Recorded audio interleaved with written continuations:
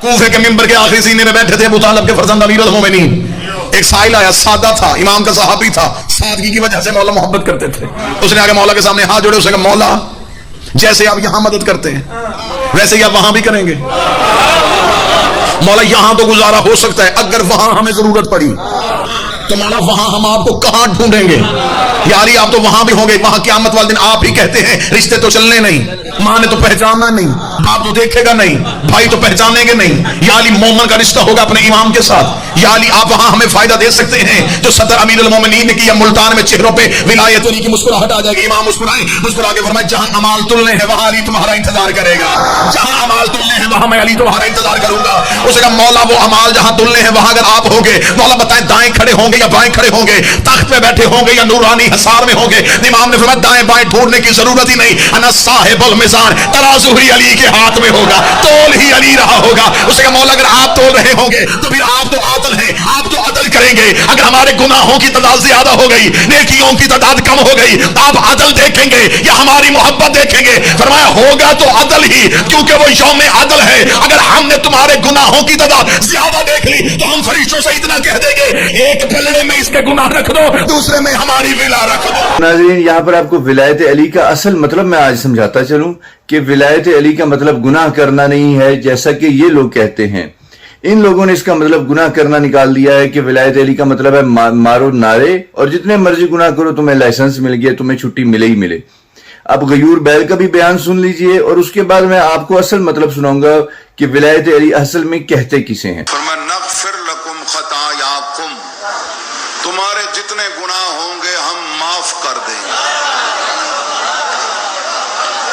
علی کو منن دا یہ تو فائدہ ہے، علی ولی اللہ پڑھن دا یہ تو فائدہ ہے.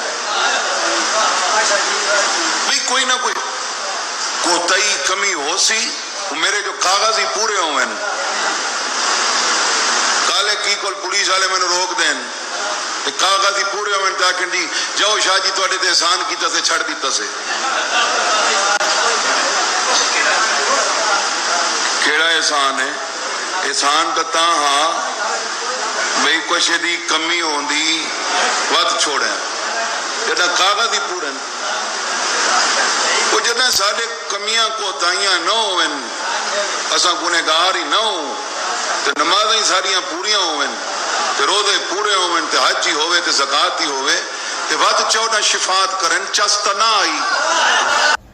تو آپ نے سنا کہ غیور بیل صاحب فرما رہے ہیں کہ چست تو تب آتی ہے کہ جب ہمارے گناہ بھی بہت زیادہ ہوں تب مولا ہماری بخشش کریں، مزہ تو پھر آئے گا. لیکن اگر ہماری نمازیں حج روزے زکاتیں پوری ہیں تو پھر مولا نے شفاعت کی تو پھر کیا فائدہ، ہم تو ویسے ہی ٹھیک ہیں. پھر یعنی زندگی کا مقصد جو نکال لیا وہ صرف نماز حج روزہ زکات دکھا دیا اور یہ بھی نہیں پڑھنی، ہاں جی اس میں بھی مولا سے سفارش لینی ہے.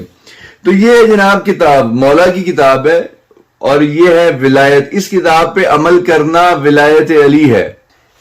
تو غیور صابر صاحب کا اور آصف الوی صاحب کے لیے یہ ہے کہ مولا فرما رہے ہیں کہ اگر میں بار الہ اگر میں تیرے سامنے اتنا روؤں کہ میری آنکھوں کی پلکیں جھڑ جائیں اور اتنا چیخ چیخ کے گریہ کروں کہ آواز بند ہو جائے اور تیرے سامنے اتنی دیر کھڑا رہوں کہ دونوں پیروں پر ورم آ جائے اور اتنے رکوع کروں کہ ریڑھ کی ہڈیاں اپنی جگہ سے اکھڑ جائیں اور اس قدر سجدے کروں کہ آنکھیں اندر کو دھس جائیں اور عمر بھر خاک پھانکتا رہوں اور زندگی بھر گدلا پانی پیتا رہوں اور اسی اسنا میں تیرا ذکر اتنا کروں کہ زبان تھک کر جواب دے جائے اور شرم و حیا کی وجہ سے آسمان کی طرف نگاہ نہ اٹھاؤں تو اس کے باوجود اپنے گناہوں میں سے کسی ایک گناہ کے بخشے جانے کا بھی سزاوار نہ ہوں گا.